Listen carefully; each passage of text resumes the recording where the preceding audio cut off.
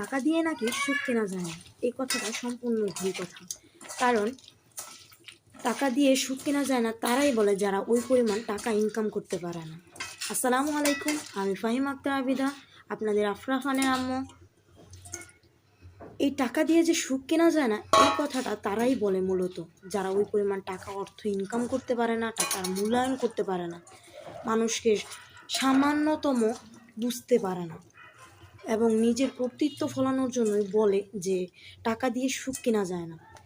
আমি যদি বলি টাকা দিয়ে সুখ কেনা যায়, কারণ যখন আপনার মা বা বাবা হসপিটালে থাকবে, টাকার অভাবে চিকিৎসা করা যাবে না, তখন কি এই কথাটা বলতে পারবেন যে টাকা দিয়ে সুখ কেনা যায় না? আপনার বাচ্চা যখন একটা জিনিস আবদার করবে, তখন কি আপনি বলতে পারবেন টাকা দিয়ে সুখ কেনা যায় না? ভাই, টাকা দিয়েই সুখ কেনা যায়, মূলত টাকা দিয়েই সুখ কেনা যায়। আপনারা টাকা উপার্জন করুন, দেখেন সুখ কেনা যায় কি না।